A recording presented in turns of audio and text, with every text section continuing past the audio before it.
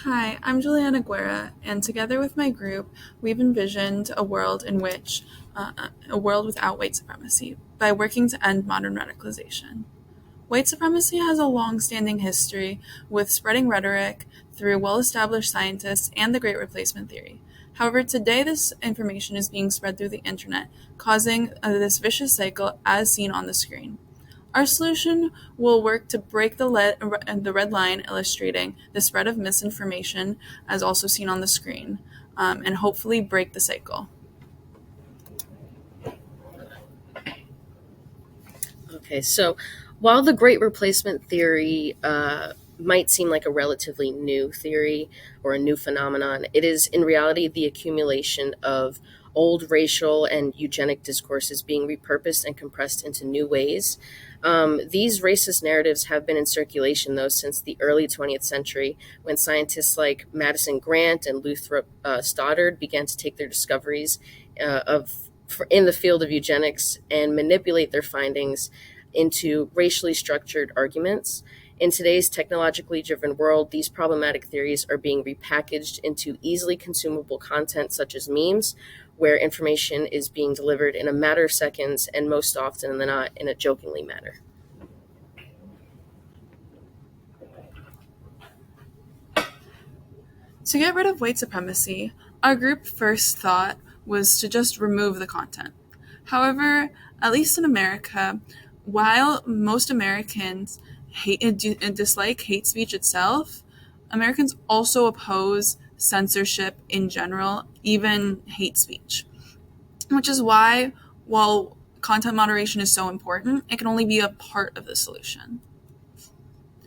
Our solution that we see is to create a cross-platform database in which we would monitor the IP addresses of banned users for incredibly harmful information into a database that would be shared between the top social media sites in order to stop the minority of creators from spewing the majority of hate and then just hopping from site to site with an absolutely clean record. We would also like to combat this misinformation by surrounding harmful posts with educational and anti-racist content.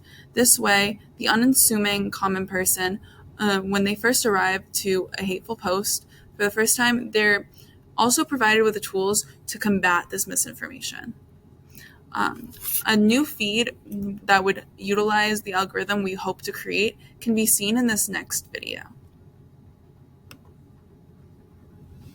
I say, hello, Satan, I believe it is. But when the riots specifically shout Black Lives Matter, they shout the names of drug addicts and felons and pedophiles and people who have attempted to murder people, I don't think it's a peaceful movement. I don't. When you act... Fact checking Caitlin Bennett, part 3. In a video on her channel posted a few months ago, she says that we as Americans don't live in a racist system. Basically, she's implying that systemic racism doesn't exist in the US. Caitlin Bennett, you're not right. Systemic racism, in simple terms, is a form of racism that is expressed in the practices of... The video we just watched shows somebody's feed that would normally just have the middle video, which is an incredibly hateful video. However, using our algorithm that we wish to create, it would flag the middle video that is going to pop up in your feed, knowing that it's a harmful video, and present a post first that is educational and a post afterwards that is also anti-racist and educational. So if we were given $6,000, what we would plan to do with that is to create our cross-platform database that would be shared between these top social media sites and to keep people accountable and also to inform the authorities, especially when certain folks are at higher risk of inciting hate crimes and hateful things such as a white supremacist shooting. We would also like to flag harmful content with a machine learning algorithm and then curate mostly community-driven posts, which are anti-racist, minority-created, and minority-owned businesses to boost these posts around the harmful content to combat that.